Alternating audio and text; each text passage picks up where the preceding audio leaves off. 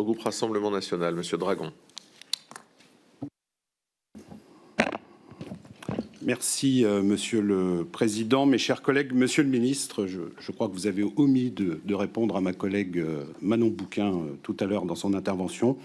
Monsieur le Ministre, comment se fait-il que, malgré l'arsenal législatif récemment adopté, notamment la loi de 2023, on en a parlé, contre l'occupation illicite de logements, de nombreux propriétaires, souvent aux revenus modestes, continuent de se trouver dans des situations particulièrement difficiles. Dans ma circonscription, dans l'Aisne, plusieurs d'entre eux, ayant acquis un bien immobilier au prix de longues années d'économie afin de bénéficier d'un complément de revenus, m'en font part de leur profond désarroi. Ils sont confrontés à des locataires, notamment, loin d'être nécessiteux d'ailleurs, mauvais payeurs, qui finalement transforment leur bail en squat de fait.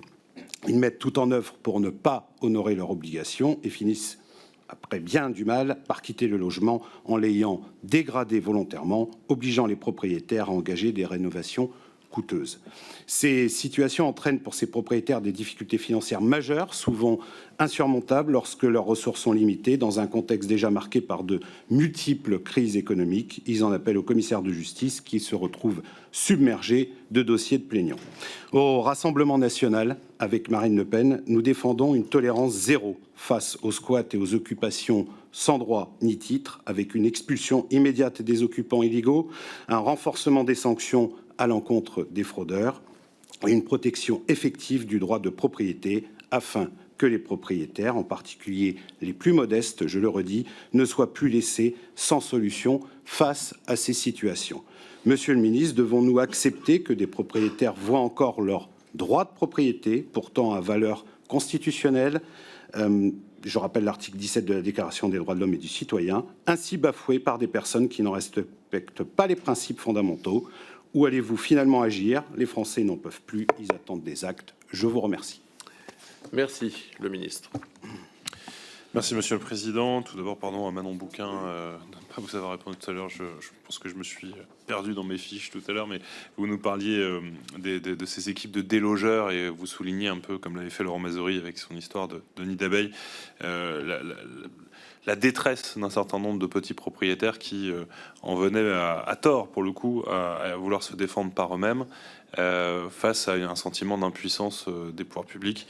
Et évidemment, je crois avoir répondu au global, mais vous aviez raison de le souligner. Monsieur le député Dragon, évidemment que le gouvernement souhaite défendre encore plus activement et plus fermement le droit des propriétaires, c'est une évidence. Le squat d'abord, et ensuite, je l'ai dit dans mon propos introductif, lorsqu'il s'agit de situations d'impayés, pour le coup, avec des locataires de mauvaise foi, et non pas des locataires de bonne foi qui se trouvent dans une situation de précarité particulière où il faut que là, on puisse les accompagner. Vous avez des professionnels de l'impayé de loyer, ça existe, heureusement, c'est pas la majorité du genre. Là aussi, il faut qu'on puisse trouver des solutions. On est sur un domaine technique, on vient regarder de près la loi de 89, qui vient justement préciser les relations entre locataires et propriétaires bailleurs. Je souhaite le faire avec précaution parce que ça a un impact juridique important, avec humanité. Je vous parlais tout à l'heure du modèle canadien où au fond, ils ont réussi à trouver un modèle gagnant-gagnant, beaucoup plus de facilité d'accès, beaucoup plus de logements sur le marché, mais aussi des garanties très fortes pour les propriétaires. Pour ne pas aller trop vite, mais faire sérieusement les choses, j'ai confié une mission à Stéphane Gratalou, qui justement va, j'espère, aider le gouvernement et dans le prolongement le Parlement à trouver le meilleur moyen de renforcer cette relation locataire-bailleur. On protège les locataires, on les protège notamment du logement indigne, et de l'autre côté, on sécurise les propriétaires, y compris face à ces professionnels de l'impayé. Voilà, monsieur le député. Merci, Monsieur le Président. Monsieur le Ministre, la lutte contre les logements illicites de logements préoccupe de nombreux Français et touche tous les départements. En 2023, à Marmande, dans ma circonscription du Lot-et-Garonne, un immeuble entier était livré aux squatteurs. L'une des propriétaires, après plusieurs dépôts de plainte et de nombreux squats, a enfin vu ses 2 appartements être libérés. Le problème a ensuite duré un certain temps pour les autres studios dont les plaintes étaient classées sans suite. En novembre dernier, à Casteljaloux, encore dans ma circonscription, une convention inédite a été signée entre les Gîtes de France du département et la gendarmerie pour renforcer la sécurité des hébergements touristiques.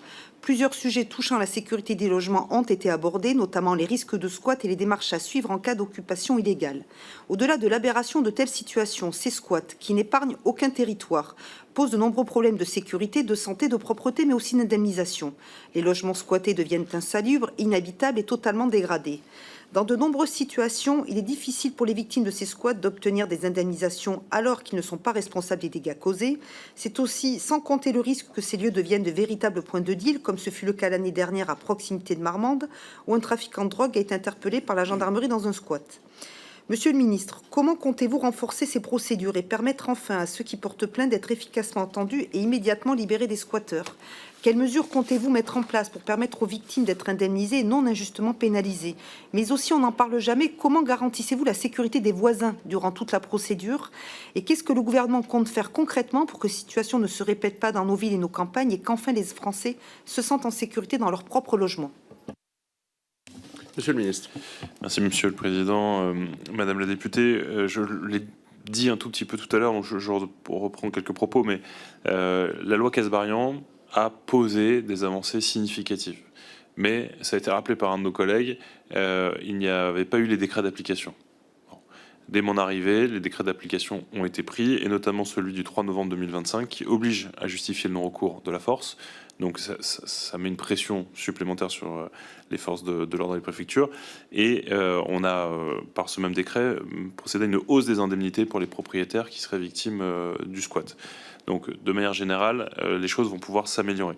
Ensuite, il y a un travail et une discussion permanente avec les équipes de Laurent Nunez pour améliorer encore la mise en œuvre de la loi, s'assurer que partout les préfets ont bien l'intégralité, ont bien connaissance de l'ensemble de ce que leur permet de faire les décrets, et évidemment qu'ils mettent en œuvre le plus rapidement possible, ça va de soi. Nous aurons l'occasion, à travers les discussions autour du PJL Riposte présenté par Laurent Nunez, de parler encore plus des enjeux autour du squat.